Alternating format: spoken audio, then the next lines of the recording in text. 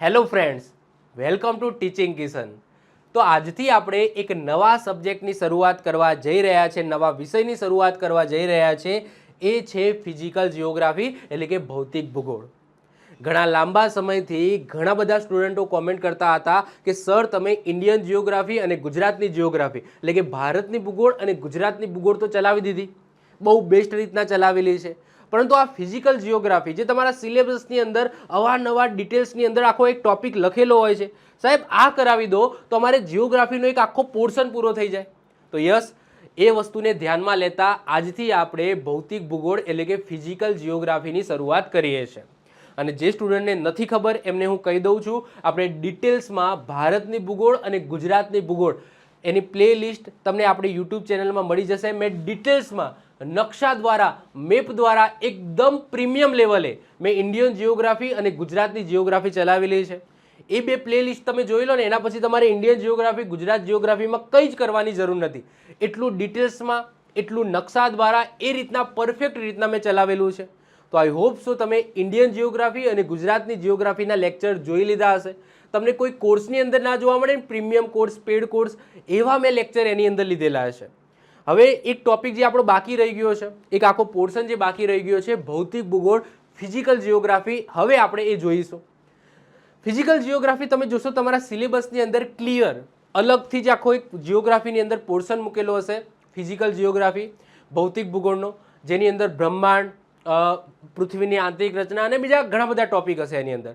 તો આ સિરીઝની અંદર હું એ બધા જ ટોપિક કવર કરાવીશ, ડિટેલ્સમાં કવર કરાવીશ. એ રીતના હું કવર કરાવીશ કે એક વખત તમે આ સિરીઝ જોઈ લેશો ભૌતિક ભૂગોળની, ફિઝિકલ જિયોગ્રાફીની, એના પછી તમારે બીજું કંઈ એક્સ્ટ્રા કરવાની જરૂર નહીં રહે. એ રીતના હું ડિટેલ્સમાં ચલાવીશ. ખાલી અહીંયા તમે ધ્યાન આપજો અને અહીંયા હું જે પણ કહું છું, જે પણ રીતના સમજાવું છું, એને સમજવાનો પ્રયત્ન કરજો. તો યસ, શરૂઆત કરીએ છીએ આજનો સરસ મજાનો વિષય ભૌતિક ભૂગોળ ફિઝિકલ જિયોગ્રાફી. એનો આજે પહેલો લેક્ચર છે અને આજના લેક્ચરની અંદર આપણે સમજવાનું છે બ્રહ્માંડની ઉત્પત્તિ. સૌથી પહેલાં આપણે બ્રહ્માંડની ઉત્પત્તિ, સૂર્ય, અલગ અલગ જે ગ્રહો છે, ધૂમકેતુ છે, એસ્ટ્રોઇડ છે, જે પણ વસ્તુ આપણે જે કહેવાય છે ને કે બ્રહ્માંડને લગતી છે, એ પહેલાં આપણે કવર કરીશું અને એના પછી જે બાકીના ટોપિક છે એ જોઈશું. પરંતુ સૌથી પહેલાં બ્રહ્માંડનો પોર્શન છે એ કવર કરવાનો છે, કારણ કે વિજ્ઞાન અને ટેકનોલોજી એની અંદર પણ આ બ્રહ્માંડવાળું પોર્શન એની અંદર છે અને ફિઝિકલ જિયોગ્રાફીની અંદર આ બ્રહ્માંડવાળો ટોપિક છે. તો એક સાથે બે વિષયના આ ટોપિક આપણે કમ્પ્લીટ કરીએ છીએ. અને સાથે સાથે જે જનરલ સાયન્સ છે, જનરલ સાયન્સમાં તો આવે જ છે. તો ત્રણ વિષયની અંદર આપણે આ બ્રહ્માંડ છે એ બધું આવતું હોય છે, પૃથ્વીની આંતરિક રચના, પછી બ્રહ્માંડ, ગ્રહો, તારા, પછી ધૂમકેતુ શું છે, આ છે, તે છે, ફલાણું ઢીંગાણું. ટૂંકમાં બ્રહ્માંડને લગતી જેટલી પણ બાબતો છે એ આપણે કવર કરીશું. સૂર્યગ્રહણ, ચંદ્રગ્રહણ, આ બધી વસ્તુ આ સિરીઝની અંદર કવર કરવામાં આવશે. ઓકે, તો શરૂઆત કરીએ છીએ. પહેલો લેક્ચર છે બ્રહ્માંડનો, જેની અંદર આપણે જોઈશું બ્રહ્માંડની ઉત્પત્તિ એટલે કે origin of the universe. Universe એનો મતલબ થાય બ્રહ્માંડ, ઓરિજિન એટલે કે ઉત્પત્તિ. તો બ્રહ્માંડની ઉત્પત્તિ કઈ રીતના થઈ એટલે કે શરૂઆત કઈ રીતના થઈ એ જોઈશું. તો સૌથી પહેલાં તો એક ક્વેશ્ચન આવે છે કે બ્રહ્માંડનો મતલબ શું. અહીંયા જ્યારે હું બ્રહ્માંડ શબ્દ બોલું છું એનો મતલબ શું થાય, એનો અર્થ શું થાય. તો તમે તમારી આજુબાજુ જે પણ જોવો છો, ઇવન હવાની અંદર, આકાશની અંદર, અવકાશની અંદર તમને જે પણ જોવા મળે છે એ બધું જ બ્રહ્માંડનો ભાગ છે. હવે બ્રહ્માંડની બહાર સમજી લો કે બ્રહ્માંડની રચના ભગવાને કરેલી હોય તો ભગવાન સિવાય જે પણ વસ્તુ આવે ને એ બધું બ્રહ્માંડની અંદર આવે. એટલે કે બ્રહ્માંડની અંદર તમને શું જોવા મળે, તો એક તો ગેલેક્સી, એક તો આપણી ગેલેક્સી જોવા મળે, મિલ્કી વેવ આપણી જે ગેલેક્સી છે, આકાશગંગા આપણે ગુજરાતીમાં કહીએ છીએ. તો આકાશગંગા એટલે કે ગેલેક્સી તમને જોવા મળે. એના પછી એ આકાશગંગાની અંદર તમને જાઓ તો એની અંદર ઘણા બધા તારાઓ જોવા મળે, તો એ પણ બ્રહ્માંડનો પાર્ટ છે. આવી તો ઘણી બધી ગેલેક્સી છે, અરબોમાં, ખરબોમાં ગેલેક્સી તમને જોવા મળશે. હજુ સુધી આપણને પણ ખબર નથી કેટલી ગેલેક્સીઓ છે. તો જેટલી પણ ગેલેક્સીઓ છે એ બધી બ્રહ્માંડનો ભાગ છે. એ ગેલેક્સીની અંદર જેટલા પણ તારાઓ છે એ પણ બ્રહ્માંડનો ભાગ છે. એની અંદર સૂરજ પણ એક શું છે, તારો છે. તો સૂર્ય અને બીજા ઘણા બધા તારાઓ એ પણ બ્રહ્માંડનો ભાગ છે. એ સૂરજની આસપાસ ફરતા બધા ગ્રહો એ પણ બ્રહ્માંડનો ભાગ છે. એના પછી જે હવે ગ્રહ, પૃથ્વી પણ એક ગ્રહ છે અને પૃથ્વીની અંદર જ આપણે રહીએ છીએ, તો આપણે પણ બ્રહ્માંડનો જ ભાગ છે. પૃથ્વી પર જે પણ જોવા મળે છે એ પણ બ્રહ્માંડનો જ ભાગ છે. એના પછી ધૂમકેતુ, પછી એસ્ટ્રોઇડ જેને આપણે ગુજરાતીમાં ગ્રહિકાઓ કહીએ છીએ, તો એસ્ટ્રોઇડ પણ બ્રહ્માંડનો ભાગ છે.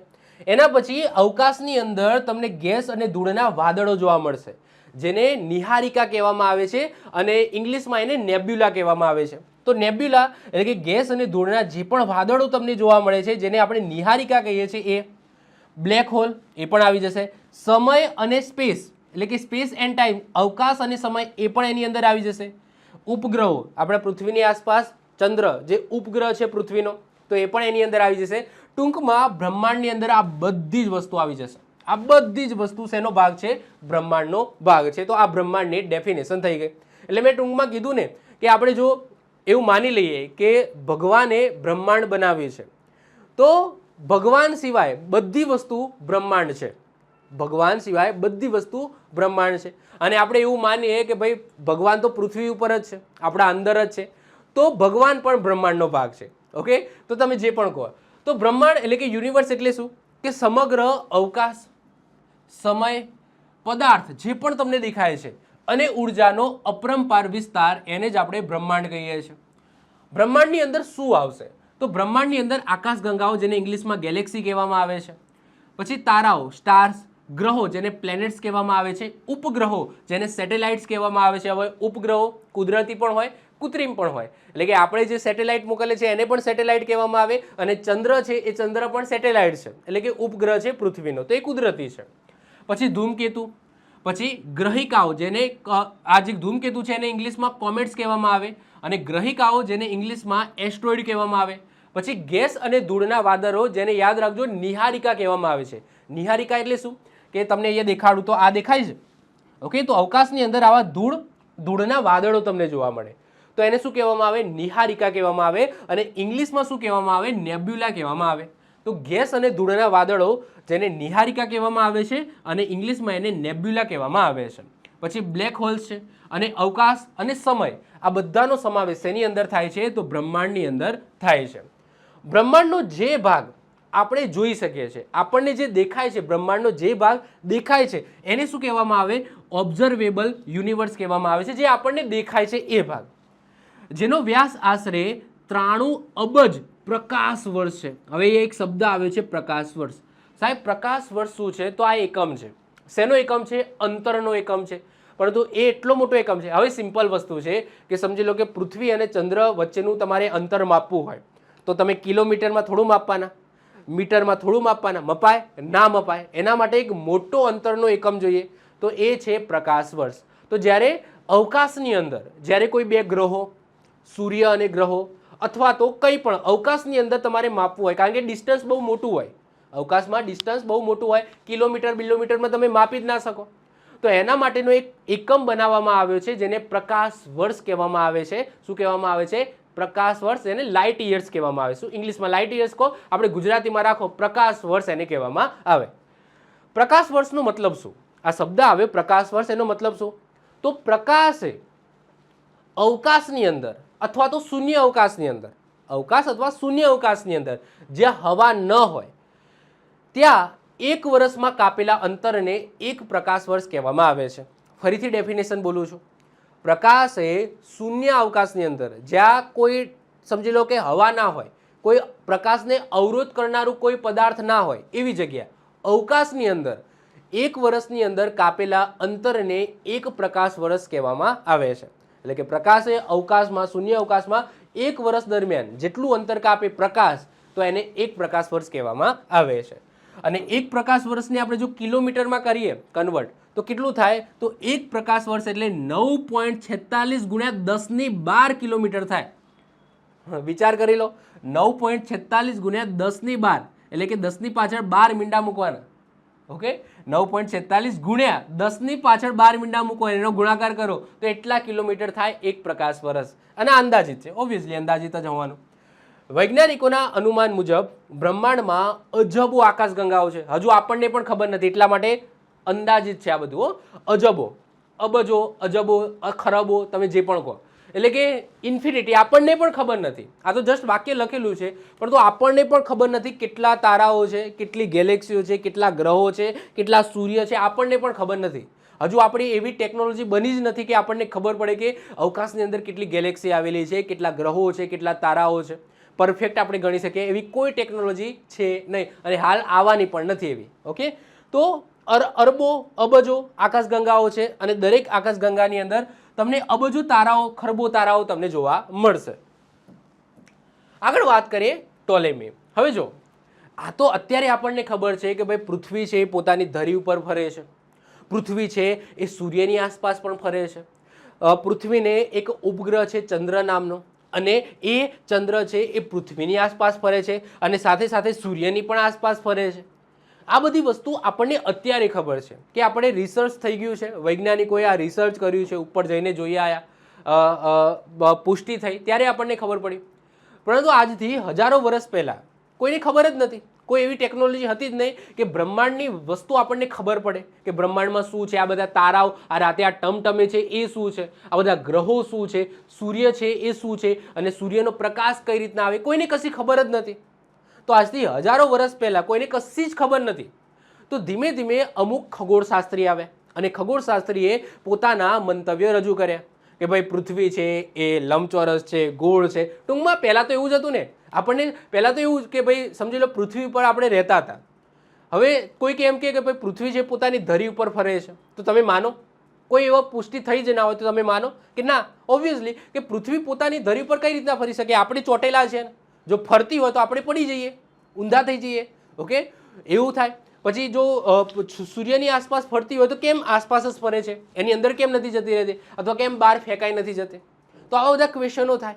તો શરૂઆતમાં આવા બધા ક્વેશ્ચનો થયા હશે અને અલગ અલગ ખગોળશાસ્ત્રી આવે, એમાંથી 3 આપણે ખગોળશાસ્ત્રીઓના નામ યાદ રાખવાના છે જેમને અલગ અલગ મંતવ્યો આપ્યા. અમુકની પુષ્ટિ થઈ, અમુકે ખોટા મંતવ્યો આપ્યા, અમુકે કંઈક કીધું, અમુકે કંઈક સાબિત કર્યું. તો એમાં 3 નામ છે તમારે યાદ રાખવાના છે. એમાં સૌથી પહેલા જે વ્યક્તિ આવે છે એ આવે છે ટોલેમી. નામ તો સાંભળ્યું જ હશે, હિસ્ટ્રીમાં નામ પણ છે. સાહેબ ટોલેમી શું કહેતા હતા ખબર છે? ટોલેમી એવું કહેતા હતા કે પૃથ્વી છે એ સેન્ટરમાં છે, સૂર્ય છે એ પૃથ્વીની આસપાસ ફરે છે, બીજા ગ્રહો છે ને એ પણ પૃથ્વીની આસપાસ ફરે છે. એટલે કે પૃથ્વી કેન્દ્રવાદનો નિયમ કોને આપ્યો હતો? ટોલેમી દ્વારા આપવામાં આવ્યો હતો. હવે સમજી લો એ વખતે કશું સાબિત નહોતું થયું તો બધાને આ માનવું પડે. સાહેબ કેટલા વર્ષ સુધી બધાએ આવું માન્યું? 1400 વર્ષ. વિચાર કરો, કેટલા 1400 વર્ષ સુધી બધા એવું જ માનતા હતા કે બ્રહ્માંડની અંદર પૃથ્વી છે ને એ કેન્દ્રમાં છે. હવે ઓબ્વિયસલી આપણે જે રહેતા એ આપણે જ પોતાને કેન્દ્ર ગણીએ.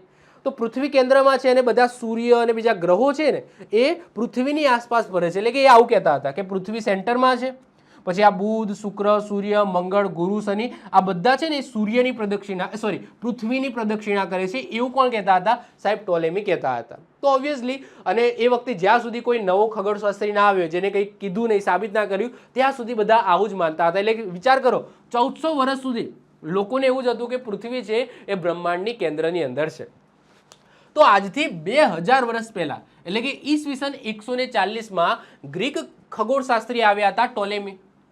આ ટોલેમીએ પૃથ્વીને બ્રહ્માંડનું કેન્દ્ર ગણી સૂર્ય, તારા અને ચંદ્રની આસપાસ ભ્રમણ કરે છે. એટલે કે સૂર્ય, તારા, ચંદ્ર, ગ્રહો છે એ પૃથ્વીની આસપાસ ભ્રમણ કરે છે અને કેન્દ્રમાં પૃથ્વી છે એવું કીધું.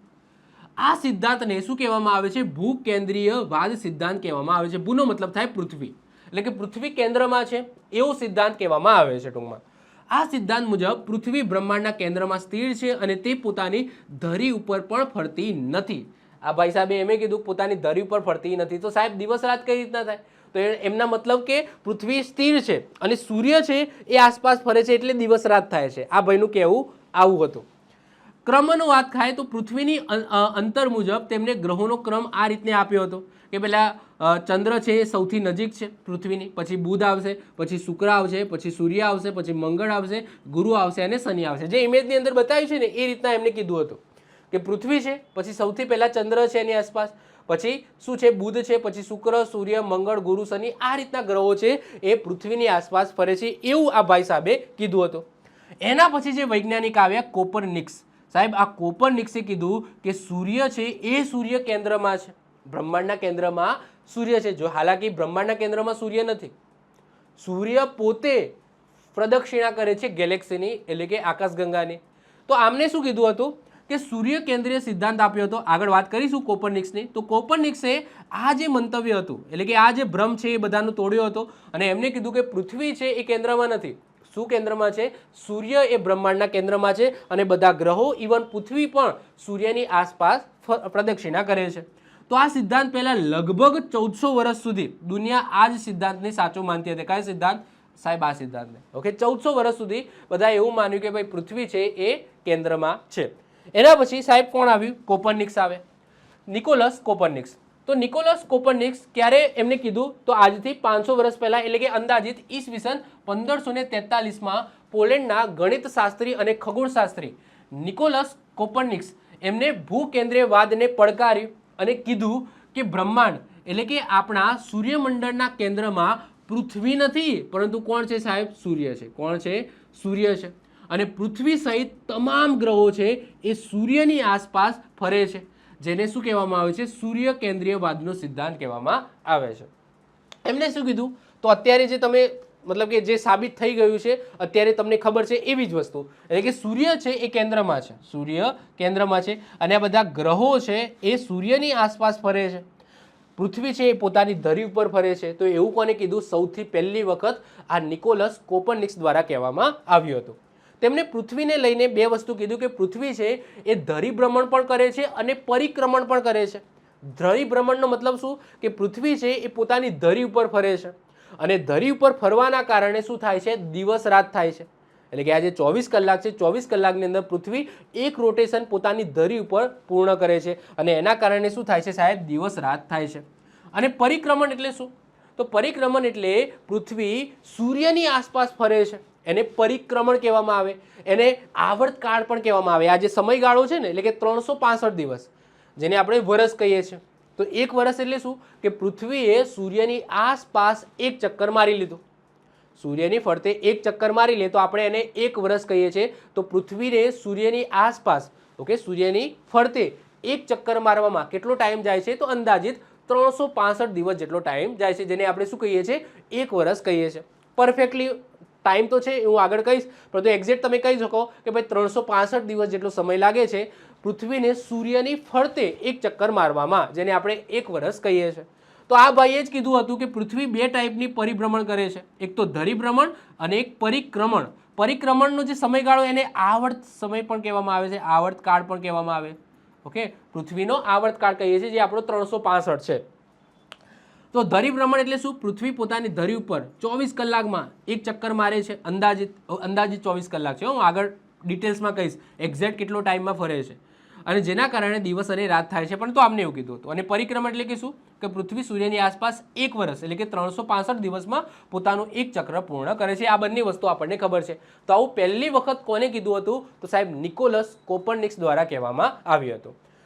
સાહેબ ખામીઓ શું હતી? જો આમનામાં તો ભરી ભરીને ખામી હતી. આ જે ટોલેમી છે ને એમનામાં તો ભરી ભરીને ખામી હતી, બધી વસ્તુ ખોટી નીકળી. હવે આ જે ભાઈ આવ્યા નિકોલસ કોપરનિક્સ, એમને આ બધી વસ્તુ તો કીધી, પરંતુ અમને આ શું ન સમજાવી શકે કે પૃથ્વી સૂર્યની આસપાસ કેમ ફરે છે? એ સિદ્ધાંત સમજાવી શક્યા નહીં. એમને કીધું ખરા કે ધરીભ્રમણ કરે છે, પરિક્રમણ કરે છે, સૂર્ય છે એ કેન્દ્રમાં છે. સાથે સાથે એ જો સૂર્ય બ્રહ્માંડના કેન્દ્રમાં નથી. જો આમને એવું ભલે કીધું કે બ્રહ્માંડના કેન્દ્રમાં સૂર્ય છે, પરંતુ એવું એકચ્યુઅલી નથી. કારણ કે સૂર્ય પોતે ગેલેક્સીની પ્રદક્ષિણા કરે છે, સૂર્ય પોતે ફરે છે, એ પણ એક જગ્યાએ સ્થિર નથી. એ આકાશગંગાની પ્રદક્ષિણા કરે છે. જે આપણી આકાશગંગા છે, ગેલેક્સી મિલ્કી વે, તો એની પ્રદક્ષિણા કરે છે. ઓકે, તો એ આ વસ્તુ સમજાવી શક્યા હતા નહીં. અને આ બધા ગ્રહો છે એ સૂર્યની આસપાસ જ કેમ ફરે છે, કેમ ફેંકાઈ નથી જતા, કેમ અંદર નથી જતા રહેતા, તો એ પણ આ વસ્તુ સમજાવી શક્યા હતા નહીં. પરંતુ હા, એમને જે વસ્તુ કીધી હતી એ સાચી હતી. એના પછી જે ત્રીજા નંબરના વ્યક્તિ આવે એ આવે કેપ્લર. કેપ્લર પણ એ આ બીજી વસ્તુ. હા, નિકોલસ કોપરનિક્સ એવું કહેતા હતા કે વર્તુળાકાર પરિભ્રમણ કરે છે. શું? પરિભ્રમણ અથવા પરિક્રમણ. તો આ જે પૃથ્વી છે અને બીજા ગ્રહો છે એ સૂર્યની આસપાસ વર્તુળાકાર ભ્રમણ કરે છે. એટલે કે સમજી લો કે આ સૂર્ય છે. ઓકે, તો એક્ઝેક્ટલી આ રીતના રાઉન્ડમાં કોપરનિક્સ એવું કહેતા હતા, એક્ઝેક્ટલી આ રીતના રાઉન્ડની અંદર શું કરે છે? પરિભ્રમણ થાય છે બધા ગ્રહોનું. પરંતુ આ વસ્તુ ખોટી છે. આ વસ્તુ ખોટી છે. જે કોને સાબિત કરીને બતાવ્યું? કેપ્લર દ્વારા સાબિત કરવામાં આવ્યું. કેપ્લર એમ કહે છે કે લંબ વર્તુળાકાર છે, વર્તુળાકાર નથી. જે અત્યારે તમે જોઈ શકો છો કેવી છે? લંબ વર્તુળાકાર. તમે જોઈ શકો છો કે આ સૂર્ય છે અને આ ગ્રહો છે. તો ગ્રહો એક્ઝેક્ટલી ગોળ એનો સૂર્યની પ્રદક્ષિણા નથી કરતા, લંબ વર્તુળાકારે કરે છે. કેવું? લંબ વર્તુળાકારે કરે. કારણ કે તમે જો એક્ઝેક્ટલી હું તમને કહું, આનો સમજી લો ઋતુ. ઋતુ છે એ ક્યારે બદલાય? ઋતુ છે એ ક્યારે બદલાય? કોઈ ગ્રહ છે એ સૂર્યની દૂર જાય તો ત્યાં ઠંડો, મતલબ કે સમજી લો શિયાળો આવે, અને સમજી લો નજીક આવે, નજીક જાય, નજીક, ઓકે, તો એ મતલબ કે ઉનાળો આવે. સમજો, હું એક વસ્તુ તમને સમજાવું કે આ સૂર્ય છે, ઓકે, અને આ પૃથ્વી છે. માની લો કે આ પૃથ્વી છે, ઓકે, આ પૃથ્વી પ્રદક્ષિણા કરે છે અને આ વચ્ચે સન છે. તો એક્ઝેક્ટલી જો વર્તુળાકાર ગતિ કરતો હોય, ઓકે, એક્ઝેક્ટલી વર્તુળાકાર ગતિ કરતો હોય તો એનો મતલબ કે પૃથ્વી ઉપર સૂર્યનું સમાન કહેવાય છે તાપમાન રહેવાનું. તો ઓબ્વિયસલી શિયાળો, ઉનાળો અને ચોમાસું થવાનું જ નહીં. શું રહેશે? એક સરખું તાપમાન રહેશે આખા વર્ષ દરમિયાન. પરંતુ તમને ખબર છે કે આખા વર્ષ દરમિયાન આપણે 3 ઋતુ જોઈએ છે, શિયાળો, ઉનાળો અને ચોમાસું. આવું કેમ થાય છે? આવું એટલા માટે થાય છે કે આ ગ્રહ છે એ રાઉન્ડ નહીં, પરંતુ કઈ રીતના? આ રીતના પ્રદક્ષિણા કરે છે, જેનાથી આ ગ્રહ જ્યારે અહીંયા જાય છે, એટલે કે સૂર્યથી દૂર જાય છે, ત્યારે સમજી લો કે શિયાળો ચાલતો હોય, પછી એ નજીક આવે ત્યારે ઉનાળો આવી જાય, ઓકે, પાછું દૂર જાય એટલે કે ચોમાસું, પાછો શિયાળો, ઉનાળો, એટલે કે આ રીતના પ્રદક્ષિણા કરે છે, જેનાથી શું થાય છે કે તમને પૃથ્વી પર ઋતુનો અનુભવ થાય છે. જો રાઉન્ડ ગતિ કરતા હોય તો એનો મતલબ કે સૂર્યનો પ્રકાશ એક સરખો પડે આખા વર્ષ દરમિયાન, તો ઋતુઓ છે બદલાય નહીં, પરંતુ પૃથ્વી પર ઋતુઓ જોવા મળે છે, 3 ઋતુઓ જોવા મળે છે. તો એનું કારણ શું? કે જે ગ્રહો છે એ લંબ વર્તુળાકાર ગતિ કરે છે. તો એવું કોને સમજાવ્યું? સાહેબ કેપ્લરે એવું કીધું હતું. તો કેપ્લર 16મી સદીના જર્મન ખગોળશાસ્ત્રી છે કેપ્લર. એમને ગ્રહોના ભ્રમણ કક્ષાને લઈને 3 નિયમો આપ્યા. પહેલું નિયમ શું આપ્યો? કે એમના કક્ષાનો નિયમ, એટલે કે લો ઓફ ઓર્બિટ્સ. એમને શું કીધું? કે દરેક ગ્રહ સૂર્યની આસપાસ લંબ વર્તુળાકાર, ઓકે, લંબ વર્તુળાકાર કક્ષામાં પરિભ્રમણ કરે છે, અને સૂર્યનું આ લંબ વર્તુળના 2માંથી 1 કેન્દ્ર, એટલે કે એના ઉપર ફોકસ હોવું જોઈએ. એમાં પણ સૂર્ય છે વચ્ચે નથી. એ એવું કહે છે કે સૂર્ય છે એની આસપાસ જે ગ્રહ ફરે છે એ આ રીતના લંબ વર્તુળાકાર ફરે છે, અને સૂર્ય છે એ સેન્ટરમાં નથી પાછો. એ ક્યાં છે? કોઈ પણ એક કેન્દ્રમાં છે, એટલે કે સમજી લો કાં તો આ બાજ છે કાં તો આ બાજ છે. એટલે કે તમે અહીંયા ઇમેજ નહીં જુઓ ને, એવું એમને કીધું કે ગ્રહ છે એ એક તો લંબ વર્તુળાકાર એ ફરે છે, સાથે સાથે સૂર્ય એ સેન્ટરમાં નથી. ક્યાં છે? આ બાજુ છે. ક્યાં છે? આ બાજુ છે. જેના કારણે સમજી લો કે અહીંયા જ્યારે હોય ત્યારે અહીંયા શિયાળો ચાલતો હોય, પછી જેમ જેમ એ સૂર્યની નજીક જાય તેમ તેમ શિયાળો પૂરો થતો જાય, ઉનાળાની શરૂઆત થાય. અહીંયા ભર ઉનાળો હશે, આ જગ્યાએ જ્યારે જશે ત્યારે ઉનાળો હશે, આ એરિયાની અંદર ઉનાળો હશે. પછી જેમ જેમ દૂર જશે એમ એમ ચોમાસું, આ એરિયાની અંદર ચોમાસું હશે, ઓકે. ફરીથી જ્યારે અહીંયા આવી જશે ત્યારે શિયાળો હશે. પછી જેમ જેમ અહીંયાથી નજીક જશે ત્યારે ઉનાળાની શરૂઆત થાય, અહીંયા ભર ઉનાળો હશે, ઓકે. પછી જેમ જેમ અહીંયા જાય એમ ચોમાસું આવે, વરસાદ પડે, અને ફરીથી અહીંયા આવે ત્યારે શિયાળો. તો આ ભાઈનો નિયમ સાચો હતો. કેપ્લરે જે કીધું એકદમ પરફેક્ટ હતું કે ગ્રહો ગતિ તો મતલબ કે પ્રદક્ષિણા કરે છે સૂર્યની આસપાસ, પરંતુ લંબ વર્તુળાકારે, પ્લસ સૂર્ય એક કેન્દ્રમાં નથી, સેન્ટરમાં નથી, પરંતુ થોડો એક દિશાની અંદર છે, એટલે કે ગ્રહની ગતિ આ રીતના તમને જોવા મળશે. ક્લિયર છે? ઓકે. તો આવું કીધું. બીજું શું કીધું? બીજો નિયમ એવું કીધું કે સમાન ક્ષેત્રફળનો નિયમ. એટલે કે આ ભાઈ સાહેબે એવું કીધું કે જ્યારે ગ્રહ સૂર્યની નજીક હોય છે, જ્યારે ગ્રહ સૂર્યની નજીક હોય છે ત્યારે એની સ્પીડ વધી જાય છે, ફરવાની, પ્રદક્ષિણા કરવાની સ્પીડ વધી જાય છે, અને જ્યારે એ સૂર્યની દૂર જાય ત્યારે પ્રદક્ષિણા કરવાની સ્પીડ છે એ ઘટી જાય છે. એટલે કે સમજાવો, માની લો કે આ પૃથ્વી છે, આ પૃથ્વી અને આ સૂર્ય છે. તો પૃથ્વી જ્યારે સૂર્યથી દૂર હશે ત્યારે એ ધીમે ધીમે, અહીંયા સ્પીડ એની ધીમી હશે, અહીંયા એની સ્પીડ છે એ ધીમી ધીમી હશે, સ્પીડ એમની ધીમી ધીમી હશે, ઓકે. અને જ્યારે એ સૂર્યની જેમ જેમ નજીક જશે એમ એમ એની પ્રદક્ષિણા કરવાની સ્પીડ છે એ વધતી જશે, અને અહીંયા હાઈએસ્ટ સ્પીડ હશે, ઓકે. જ્યારે એ સૂર્યની એકદમ નજીક હશે ત્યારે ફૂલ સ્પીડની અંદર હશે. કેવી હશે? ફૂલ સ્પીડ હશે. પછી જેમ જેમ એ દૂર જતો રહેશે, સમજી લો કે પૃથ્વી છે જેમ જેમ સૂર્યની દૂર જતી જશે એમ એમ એની સ્પીડ છે એ ઘટતી જશે. તો એવું બીજો નિયમ છે એ આ કહેવા માગે છે, ઓકે. અને આ જે ક્ષેત્રફળ બને છે, ઓકે, આ જે ક્ષેત્રફળ બને છે અહીંયા અને આ, ઓકે, તો આ બંને ક્ષેત્રફળ કેવા હશે? સરખા હશે. અહીંયા સ્પીડ ધીમી હશે, અહીંયા સ્પીડ ધીમી હશે, અહીંયા સ્પીડ વધારે હશે. તો આ જે ક્ષેત્રફળ અને આ જે ક્ષેત્રફળ બન્યું, આ બંને કેવા હશે? સરખા હશે. આવું કોને કીધું? તો કેપ્લરના બીજા નિયમમાં જોવા મળે છે. તો ગ્રહ અને સૂર્યને જોડતી કાલ્પનિક રેખા સમાન સમયગાળામાં સમાન ક્ષેત્રફળ કાપે છે, ઓકે. આ કાલ્પનિક રેખા જ છે, આ કાલ્પનિક રેખા છે. એવું ગમે ત્યાં તમે લઈ લો, એવું જરૂરી નથી કે અહીંયા જ લો, તમે અહીંયા પણ લઈ શકો, ઓકે. આ એરિયા તમે લઈ લો, એવો ને એવો અહીંયા તમે એરિયા લઈ લો. તો અહીંયા એક્ઝેક્ટ ઓકે, સમયગાળો તમારે પકડવાનો કે સમજી લો કે આ જે સમયગાળો છે અને આ સમયગાળો, એટલે કે માની લો કે આ સમજી લો કે 30 મિનિટ છે, એ લખી દઉં. ઓકે, માની લો કે 30 મિનિટની અંદર આટલું અંતર કાપ્યું. ઓકે, આ પૃથ્વી છે એને આ પોઈન્ટથી લઈને આ પોઈન્ટ, ઓકે, 30 મિનિટની અંદર કાપ્યું. કેટલું? 30 મિનિટની અંદર. તો ઓબ્વિયસલી અહીંયા સ્પીડ વધારે હશે, તો સ્પીડ વધારે હશે તો 30 મિનિટની અંદર આટલું બધું અંતર કપાશે. અહીંયા આટલું જ કપાયું 30 મિનિટમાં, પરંતુ આ જે ગ્રહ છે એ જ્યારે સૂર્યની નજીક હશે ત્યારે એની સ્પીડ વધારે હશે, અને સ્પીડ વધારે હશે તો 30 મિનિટની અંદર કેટલું અંતર કાપશે? આટલું અંતર કાપશે, આટલું બધું કાપશે.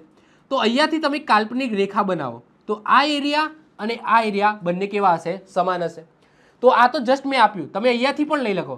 ઓકે, અહીંયાથી સમજી લો, લઈ શકો કે આ સમજી લો કે 1 કલાકની અંદર આ અંતર અને કોઈ પણ બીજી જગ્યાએ 1 કલાકમાં અંતર, તો આ બંને કેવા હશે? સરખા હશે ટૂંકમાં. તો સમાન સમયગાળાની અંદર કોઈ પણ ગ્રહ પૃથ્વીનું ચક્કર મારે છે તો એનું ક્ષેત્રફળ કેવું હશે? સમાન હશે. કારણ કે કેમ? કારણ કે જ્યારે ગ્રહ છે એ સૂર્યની નજીક જાય છે ત્યારે એની સ્પીડ વધારે હોય છે, અને એ ગ્રહ જ્યારે સૂર્યની દૂર જતો જાય છે એમ એની સ્પીડ છે પ્રદક્ષિણા કરવાની સ્પીડ, ધરી ભ્રમણની નહીં હો.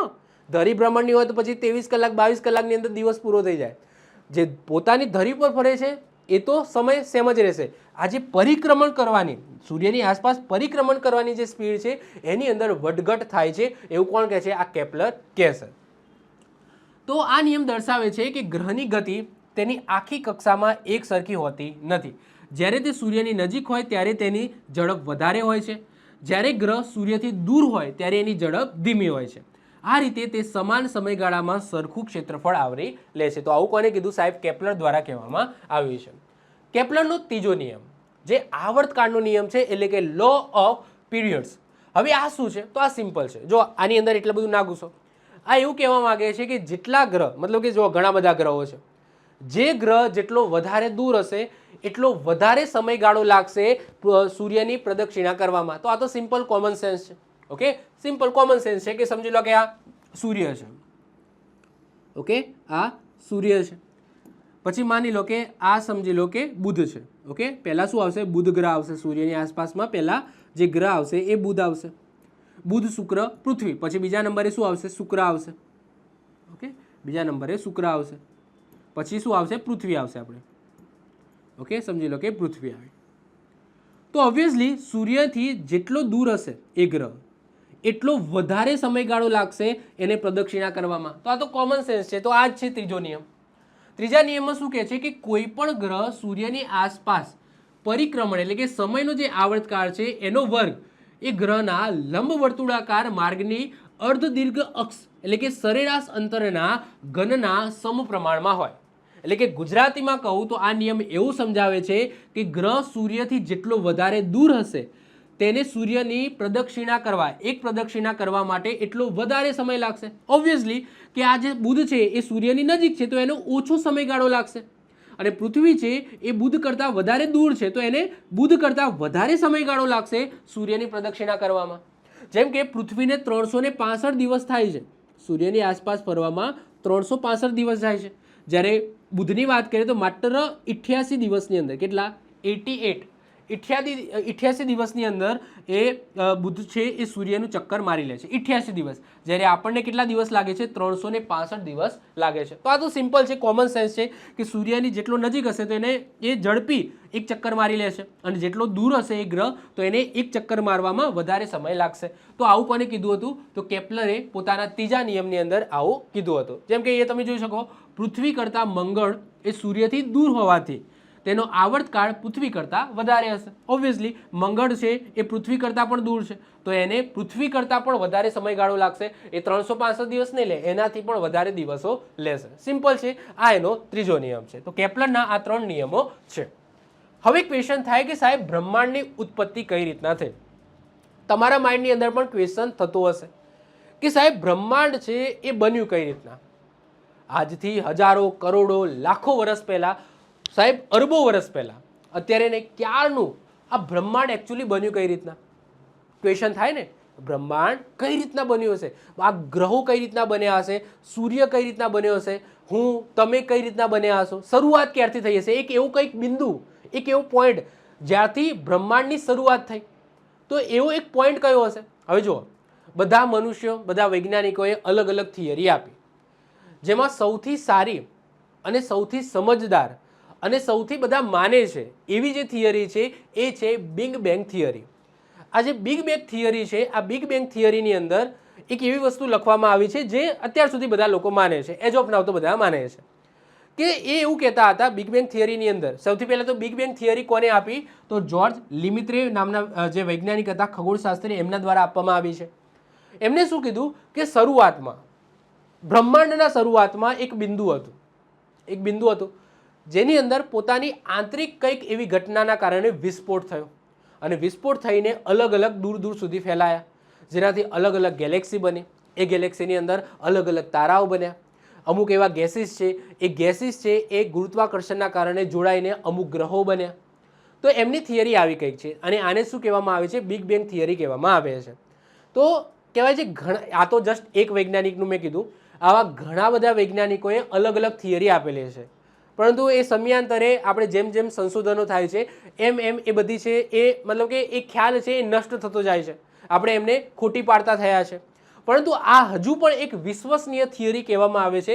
હજુ સુધી આને આપણે ખોટું પાડી શક્યા નથી. હજુ આપણે એવી કોઈ સંશોધન કે એવું કંઈક વૈજ્ઞાનિક દ્રષ્ટિએ આપણને એવું કંઈક જાણવા નથી મળ્યું જે આપણે બિગ બેંગ થિયરીને ખોટી પાડી શકીએ. તો આ જે ખ્યાલ છે એ સમજવાનો છે. અત્યારે બધા માને છે, વિશ્વસનીય છે, એજ ઓફ નાવ તો વિશ્વસનીય છે. ભવિષ્યમાં આપણે કંઈક એવું સંશોધન કરીએ અને આ થિયરીને કદાચ ખોટી પણ પાડીએ, પરંતુ એજ ઓફ નાવ એવું માનવામાં આવે છે કે આ બિગ બેંગ થિયરી અનુસાર બ્રહ્માંડનું સર્જન થયું હશે. શું કહે છે બિગ બેંગ થિયરી? તો સૌથી પહેલાં આપણે બ્રહ્માંડ છે એનું સર્જન, એની ઉત્પત્તિ, આને સમજવું હોય ને તો એનું જે વિજ્ઞાન હોય તો એને શું કહેવામાં આવે છે? કોસ્મોલોજી કહેવામાં આવે છે. આ એક શાખા છે, વૈજ્ઞાનિક શાખા છે કે જ્યારે આપણે બ્રહ્માંડનું સર્જન અને એનો પ્રકૃતિનો અભ્યાસ કરીએ, રિસર્ચ કરીએ, તો આ જે શાખા છે, બ્રાન્ચ છે, એને શું કહેવામાં આવે છે? કોસ્મોલોજી કહેવામાં આવે છે. 1927માં બેલ્જિયમ ખગોળશાસ્ત્રી જ્યોર્જ લેમેત્રે, આ જ્યોર્જ લેમેત્રેએ સૌ પ્રથમ વખત એવો વિચાર રજૂ કર્યો કે બ્રહ્માંડ એક આદિ પરમાણુનો મતલબ શું થાય? એક જ વસ્તુ, એક પરમાણુ. ઓકે, આદિ પરમાણુમાંથી ઉદ્ભવ્યું છે અને વિસ્તરણ પામ્યું છે. આથી તેને બિગ બેંગ સિદ્ધાંતના પિતા કહેવામાં આવે છે. આ થિયરી કોને આપી હતી? 1927માં જ્યોર્જ લેમેત્રે દ્વારા આપવામાં આવી હતી. આ સિદ્ધાંત મુજબ બ્રહ્માંડની શરૂઆત આશરે આજથી 13.8 અબજ વર્ષ પહેલાં થઈ અને શરૂઆતમાં બ્રહ્માંડ એક અત્યંત ગરમ અને અનંત ઘનતા ધરાવતા એક નાના બિંદુ સમાન હતું.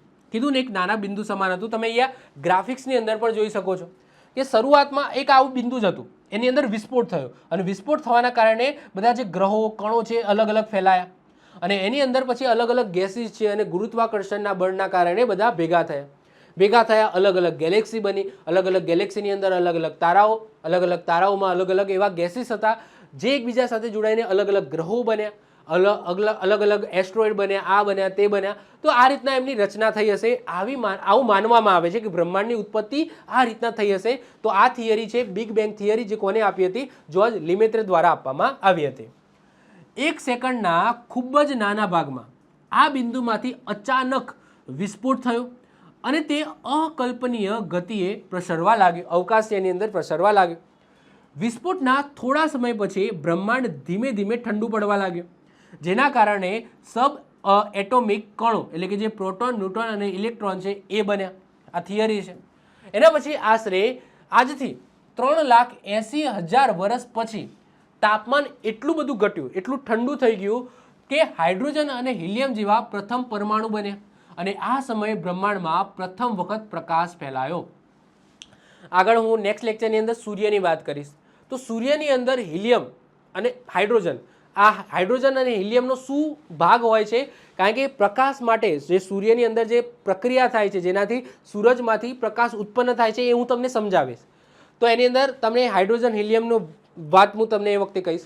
તો હાઇડ્રોજન અને હિલિયમ જેવા પ્રથમ પરમાણુ બન્યા અને બ્રહ્માંડ છે એ પહેલી વખત પ્રકાશિત બન્યું. ગુરુત્વાકર્ષણ બળને કારણે વાયુના વાદળો અને ધૂળના રજકણો એકઠા થયા, જેને આપણે નેબ્યુલા કહીએ છીએ, જે આજે પણ તમને અવકાશની અંદર જોવા મળશે, જેને નિહારિકા કહેવામાં આવે છે. કરોડો વર્ષો પછી વાયુના દબાણના કારણે પ્રથમ તારાઓ જન્મ્યા. શું જન્મ્યા? તારાઓ જન્મ્યા. આ તારાઓના સમૂહથી આકાશગંગાઓ બની. તારાઓની આસપાસ વધેલા પદાર્થો માટે ગ્રહો અને સૂર્યમંડળની રચના થઈ. બ્રહ્માંડનો અંત કેવી રીતના થશે તે વિશે વૈજ્ઞાનિકો અલગ અલગ પોતાના મંતવ્યો આપે છે. ઉત્પત્તિ કઈ રીતના થઈ એ તો આ થિયરી પ્રમાણે એવું સમજાવે છે કે પહેલાં એક કણ હતો, વિસ્ફોટ થયો, એ વિસ્ફોટ થયાના કારણે કણો અલગ અલગ સુધી ફેલાયા, દૂર દૂર સુધી ફેલાયા અવકાશની અંદર. એના પછી એ ધીમે ધીમે એ બધા જે કણો છે ઠંડા પડ્યા તો એની અંદર હાઇડ્રોજન અને હિલિયમ ગેસીસ થયા. એના અંદર સંલયનની પ્રક્રિયાથી પ્રકાશ ઉત્પન્ન થયો, અલગ અલગ તારાઓનો જન્મ થયો. અલગ અલગ તારાઓના કારણે એક આખી ગેલેક્સી બની. ગેલેક્સીમાં તારાઓ હોય ભરપૂર. અલગ અલગ ગેસીસના કારણે એ ગુરુત્વાકર્ષણ બળના કારણે અલગ અલગ ગ્રહો બન્યા. એ ગ્રહો અને સૂર્યમંડળની રચના થઈ અને આવા ઘણી બધી ગેલેક્સી બની. આ તો જસ્ટ આપણી વાત કરી. આ એક ગેલેક્સીમાં આવું બધું થયું, એવું દરેક ગેલેક્સીની અંદર આ રીતના પ્રક્રિયા થઈ અને અલગ અલગ આકાશગંગાઓ ગેલેક્સી બની. બ્રહ્માંડનો અંત કઈ રીતના થશે તો વૈજ્ઞાનિકો એવું માને કે જે રીતના ઉત્પન્ન થયું ને એ રીતના અંત પણ એવી રીતના થશે. કે બ્રહ્માંડનો અંત કઈ રીતના થશે તો વૈજ્ઞાનિકો એવું કહે છે કે જેમ કે બિગ ફ્રીઝ, આ એક થિયરી છે બિગ ફ્રીઝ, જેમાં બધું થીજી જશે, બધું ઠંડુ થઈ જશે. અથવા તો બિગ ક્રંચ, એનો મતલબ બધું ફરીથી સંકોચાઈ જશે, બધું ફરીથી સંકોચાઈ જશે. તો આ તો જસ્ટ થિયરી છે, બીતા નહીં. ઓકે, તો બ્રહ્માંડના વૈજ્ઞાનિકો આવું બધું કહે છે. બ્રહ્માંડમાં અંત કઈ રીતના થશે તો વૈજ્ઞાનિકો આવું બધું કહેતા રહે છે કે ભાઈ કાં તો બિગ ફ્રીઝ થઈ જશે, બધું ઠરી જશે. સમજી લો કે સૂર્યનો નાશ થઈ જાય. ઓકે, સૂર્ય છે એ સૂર્યનો અંત આવી જાય તો ઓબ્વિયસલી બધા ગ્રહો જેની આસપાસ જેટલા પણ ગ્રહો છે, ઇવન પૃથ્વી છે એ પણ ઠરી જશે. કોઈ જીવિત રહી જ નહીં શકે, એટલું બધું ઠરી જશે. અથવા તો સમજી લો કે બિગ ક્રંચની એક થિયરી છે જેમાં એવું કહે છે કે જે રીતના વિસ્ફોટથી બધા અલગ અલગ થયા હતા એ રીતના ફરીથી એક સંકોચાઈને એક બિંદુ બની જશે. તો આ અલગ અલગ થિયરીઓ ટૂંકમાં છે. તો આ થઈ ગઈ તમારી બિગ બેંગ થિયરી. 1929માં અમેરિકન ખગોળશાસ્ત્રી એડવિન હબલે ટેલિસ્કોપ દ્વારા અવલોકન કરીને સાબિત કર્યું કે આકાશગંગાઓ એકબીજાથી દૂર જઈ રહી છે અને આ પુરાવાએ લેમિત્રનો જે સિદ્ધાંત છે એને મજબૂત આધાર આપ્યો. લેમિત્રે એ જ કીધું હતું કે વિસ્ફોટ થયો, વિસ્ફોટ થઈને જે કણો બન્યા એ હજુ પણ એકબીજાથી દૂર જઈ રહ્યા છે. તો અહીંયા આપણે એક હબલ ટેલિસ્કોપ, એની વાત આગળ હું કરું છું. તો હબલ ટેલિસ્કોપ છે, આ હબલ ટેલિસ્કોપથી પણ આપણને એવું જાણવા મળ્યું છે કે આકાશગંગાઓ છે, જે ગેલેક્સી છે, અત્યારે પણ એકબીજાથી દૂર જઈ રહી છે. તો આ જે લેમિત્રે જે સિદ્ધાંત આપ્યો હતો એની પુષ્ટિ આપણે વૈજ્ઞાનિક દ્રષ્ટિએ પણ આ વસ્તુ સાબિત કરી છે. પૃથ્વીનું વાતાવરણ અવકાશમાંથી આવતા એક્સરે, ગામા રે અને અલ્ટ્રાવાયોલેટ કિરણને રોકી દે છે અને પૃથ્વી પર આવવા દેતા નથી. આ વસ્તુ મેં સમજાવેલી છે. તો રિસેન્ટલી મેં પર્યાવરણ ચલાવ્યું. આ પર્યાવરણની અંદર મેં ઓઝોન લેયર, વાતાવરણના લેયર સમજાવ્યા હતા. તો એની અંદર મેં કીધું હતું કે સૂર્યમાંથી ઘણા બધા કિરણો નીકળે છે. ઓકે, ઇલેક્ટ્રોમેગ્નેટિક વેવ્સ નીકળે છે ઘણા બધા ટાઈપના, જેની અંદર એક્સરે, ગામા રે, અલ્ટ્રાવાયોલેટ, પછી ઇન્ફ્રારેડ, ઘણા બધા રેઝ નીકળે છે. પરંતુ બધા રેઝ એ પૃથ્વી સુધી આવી શકતા નથી. જેમ કે ગામા અને એક્સરે છે એ પહેલા જ લેયરમાં જે આપણું ઉષ્મા આવરણ છે એને જ રોકી લે છે, જે આયના આવરણ, ઉષ્મા આવરણ છે ત્યાંથી આગળ વધી જ નથી શકતા. પછી જે યુવી રેઝ છે, અલ્ટ્રાવાયોલેટ યુવી, જેને ઓઝોન લેયર છે, આપણું જે સમતાપ આવરણની અંદર ઓઝોન લેયર આવેલું છે એ એને રોકી દે છે. તો આ બધા કિરણો છે એ પૃથ્વી સુધી આવી શકતા નથી. અને જો પૃથ્વી સુધી આવી ન શકે તો આપણે પૃથ્વી ઉપર રહીને, અહીંયા રહીને ટેલિસ્કોપની મદદથી બ્રહ્માંડમાં શું ચાલી રહ્યું છે એ આપણે જાણી શકીએ નહીં. સિમ્પલ વસ્તુ છે.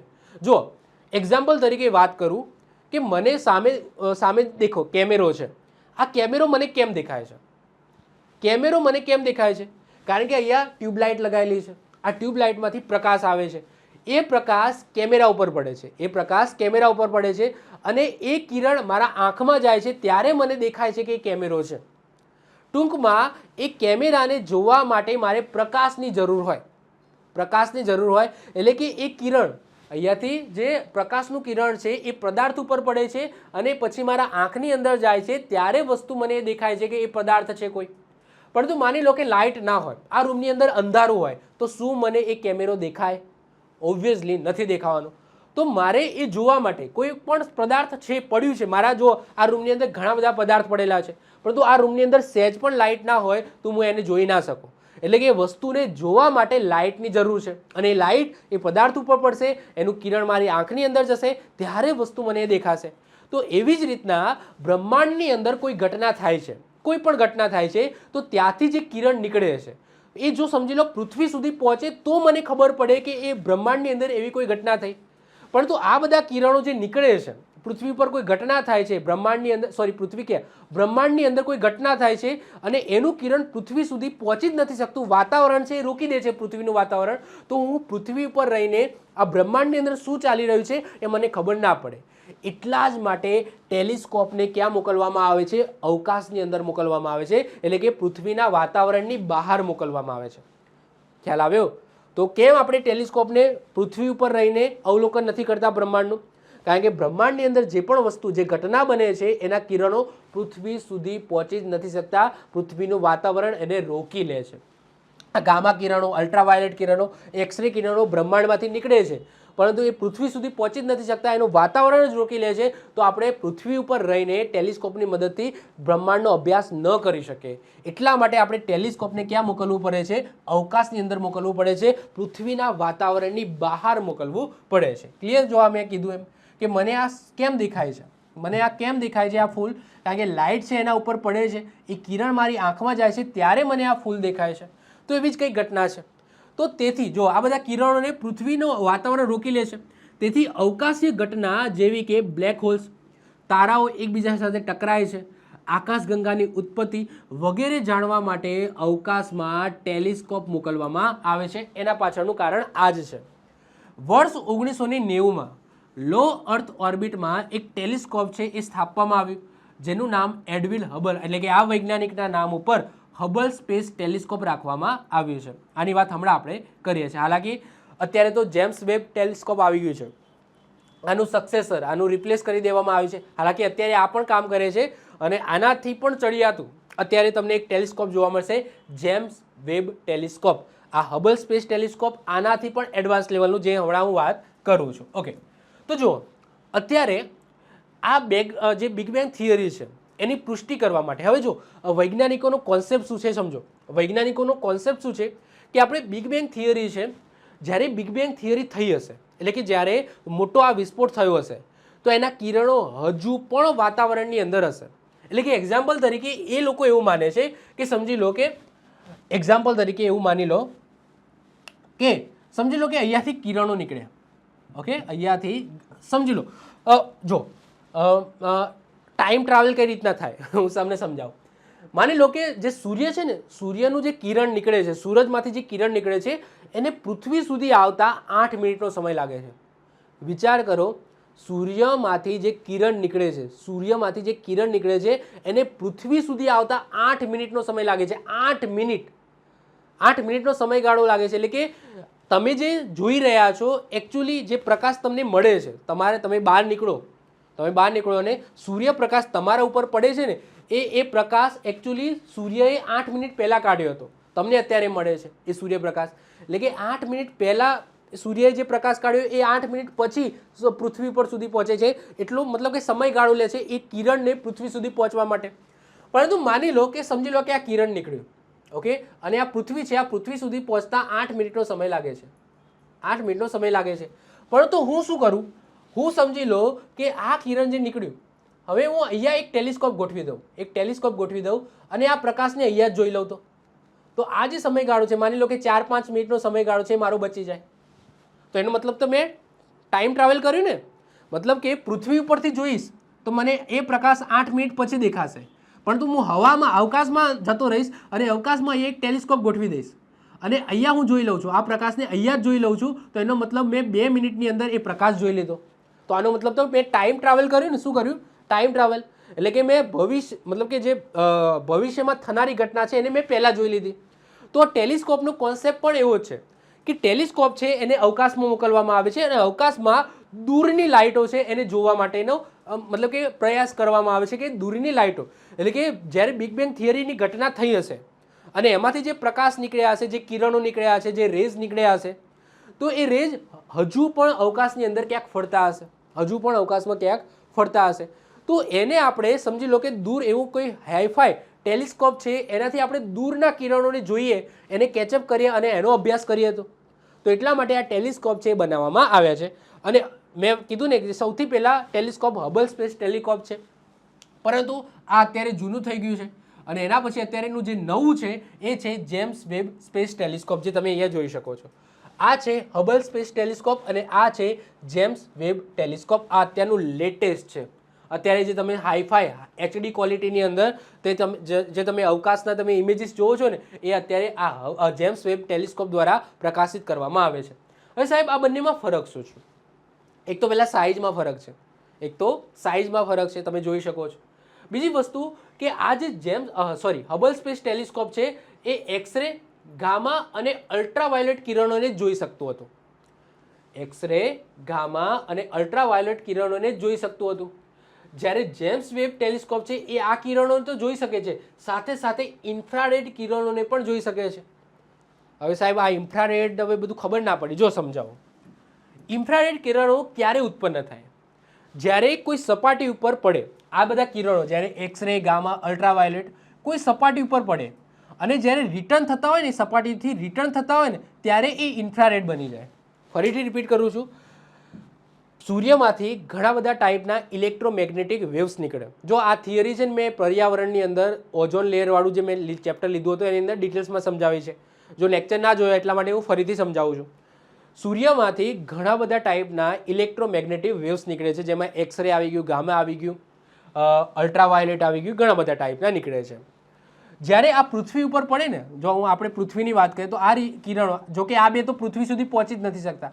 અલ્ટ્રાવાયોલેટની અંદર પણ અલ્ટ્રાવાયોલેટ A, અલ્ટ્રાવાયોલેટ B અને અલ્ટ્રાવાયોલેટ C હોય, જેમાંથી અલ્ટ્રાવાયોલેટ A છે એ પૃથ્વી સુધી પહોંચી શકે છે, B અને C પહોંચી શકતા નથી, જે આપણું ઓઝોન લેયર છે એને રોકી દે છે. પરંતુ જે પહોંચે છે, પૃથ્વી સુધી પહોંચે છે અલ્ટ્રાવાયોલેટ A, જેનાથી આપણને ગરમી અનુભવાય છે, સૂર્યની ગરમી અનુભવાય છે. તો એ જ્યારે પૃથ્વીની જમીન ઉપર પડે છે ત્યારે જે પરાવર્તિત થાય છે અને પરાવર્તિત થઈને જે કિરણ બને છે ને એ હોય છે ઇન્ફ્રારેડ. કયું હોય છે? ઇન્ફ્રારેડ કિરણો. તો આ જેમ્સ વેબ ટેલિસ્કોપ છે ને એ ઇન્ફ્રારેડ કિરણોને પણ જોઈ શકે છે. એટલે કે વિસ્ફોટ થયા પછી કિરણ એ કોઈક જગ્યાએ અથડાય છે અને જ્યારે પરાવર્તિત થાય છે, જ્યારે એ ઇન્ફ્રારેડની અંદર બની જાય છે, એ ઇન્ફ્રારેડમાં કન્વર્ટ થઈ જાય છે, તો એ કિરણને પણ આ જેમ્સ વેબ ટેલિસ્કોપ છે આ જોઈ શકે છે. બીજી વસ્તુ કે જે આપણે નેબ્યુલાની વાત કરી હતી, નેબ્યુલા જે અવકાશની અંદર જે ધૂળના વાદળો છે, જે હવાના વાદળો જે બનેલા છે, તો એ વાદળોમાંથી એક્સરે, ગામા અને અલ્ટ્રાવાયોલેટ કિરણો પસાર ન થઈ શકે, કારણ કે આમની તરંગ લંબાઈ ઓછી હોય, લેમ્બડા તરંગ લંબાઈ ઓછી હોય. જ્યારે ઇન્ફ્રારેડ કિરણોની આ બધા કિરણો કરતાં તરંગ લંબાઈ વધુ હોય. ઓકે, તો આ દૂર સુધી જઈ શકે. ઇન્ફ્રારેડ કિરણો છે એ દૂર સુધી જઈ શકે. હું તમને સમજાવું. ઓકે, અહીંયા તમને બે ઇમેજીસ છે. આ હબલથી લીધેલી છે અને આ જેમ્સ વેબથી લીધેલી છે. ઓકે, એ લખ અને આ હબલથી લીધેલી છે. બંને એક જ જગ્યાની ઇમેજ છે. હવે તમે કમ્પેર કરો, કઈ સારી દેખાય છે, કઈ ક્લિયરિટી તમને વધારે દેખાય છે. ઓબ્વિયસલી આ જેમ્સ વેબની ક્લિયરિટી વધારે દેખાય છે એઝ કમ્પેર ટુ આ હબલ. કેમ સાહેબ? કારણ કે સમજી લો કે આ ગેસીસ છે, આ શું છે? નિહારિકા છે. નિહારિકા એટલે કે વાદળો છે, અવકાશના વાદળો છે. હવે માની લો કે આપણું ટેલિસ્કોપ અહીંયા છે, આપણા ટેલિસ્કોપ છે અહીંયા છે. ઓકે, આપણા ટેલિસ્કોપ અહીંયા મૂકેલા છે બંને.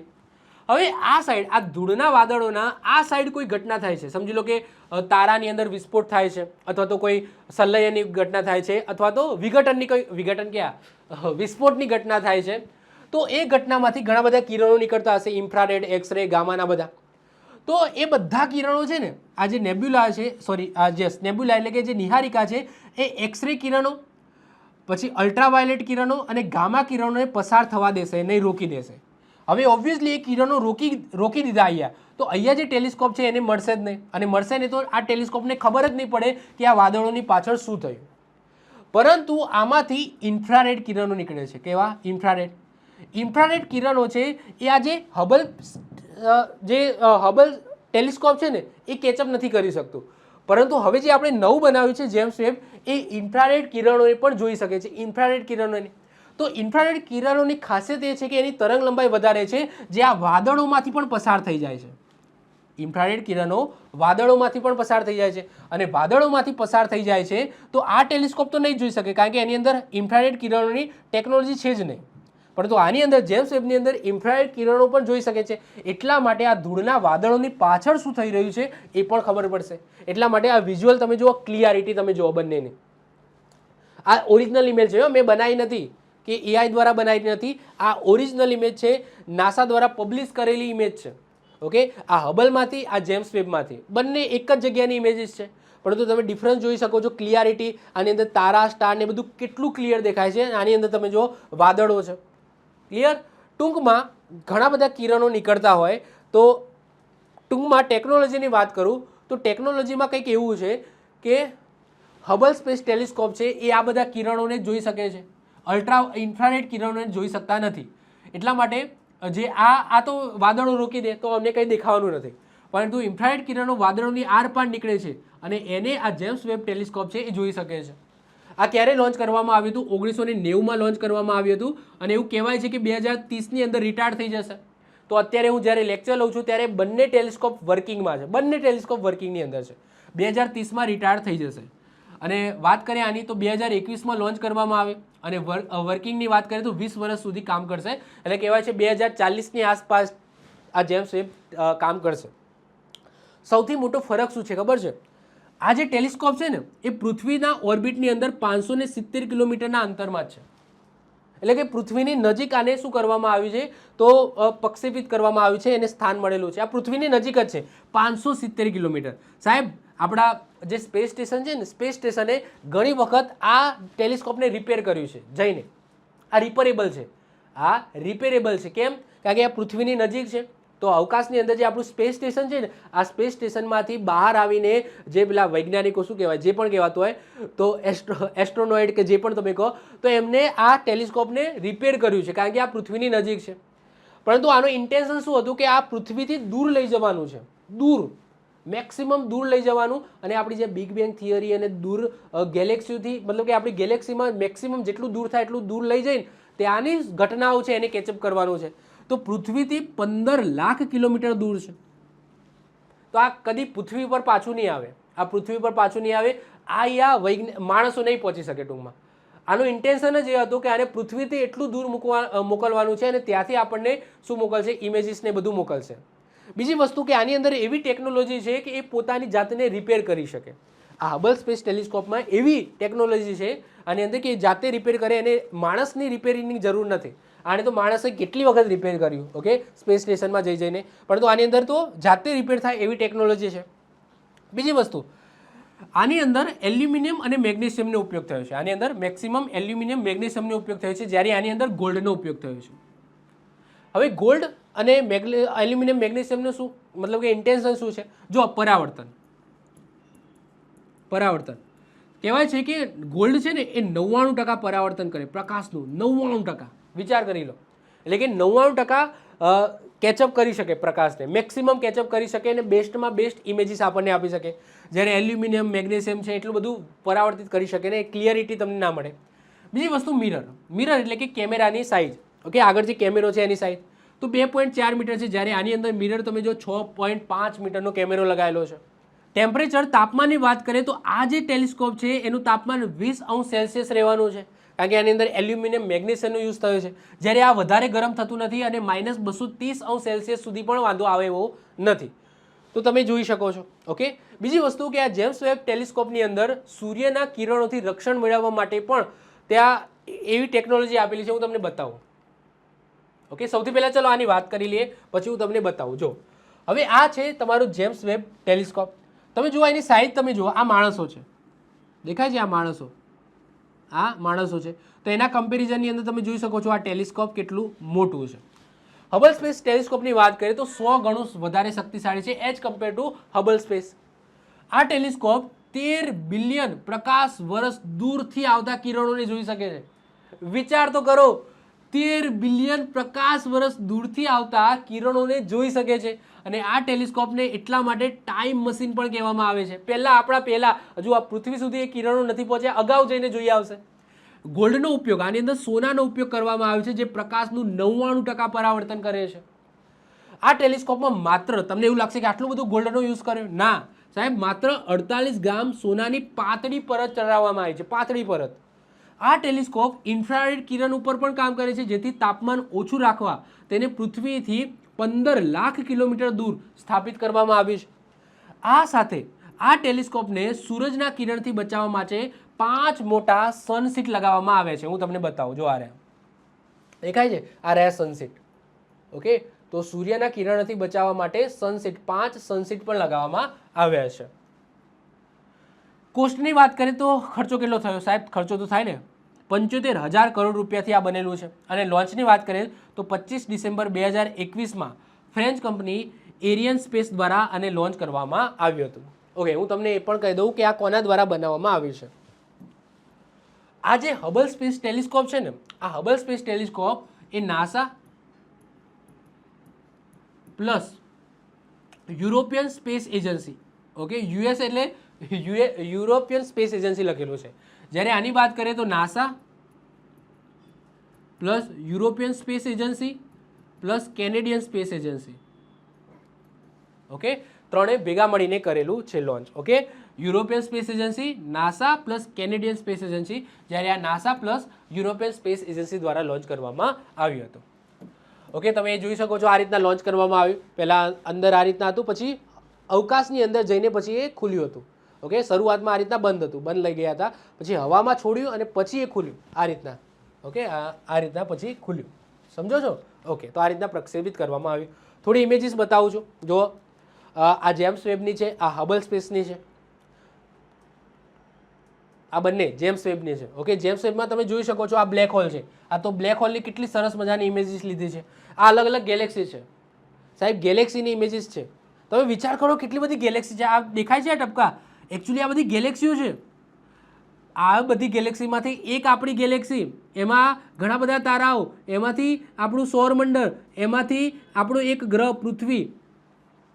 વિચાર કરો, એક ટપકાથી પણ ટપકું, અને આ બધી જે ટપકા દેખાય છે ને આ દૂરથી ઇમેજ, આ બધી ગેલેક્સીઓ છે, તારાઓ નથી, ગેલેક્સીઓ. આ ગેલેક્સી, આ નજીકની ગેલેક્સી છે, એની ઇમેજીસ જો. તો વિચાર કરો આપણી તો શું વેલ્યુ છે. ઓકે, તો આ બધું આ રિયલ ઇમેજીસ છે જે જેમ્સ વેબ ટેલિસ્કોપ દ્વારા લેવામાં આવેલી છે. આ ગેલેક્સીની ઇમેજીસ તમે જોઈ શકો છો. ઓકે, હવે આપણે વાત કરીએ પૃથ્વીની ઉત્પત્તિ કઈ રીતના થઈ, બ્રહ્માંડની ઉત્પત્તિ કઈ રીતના થઈ, એ તો આપણને ખબર પડી ગઈ.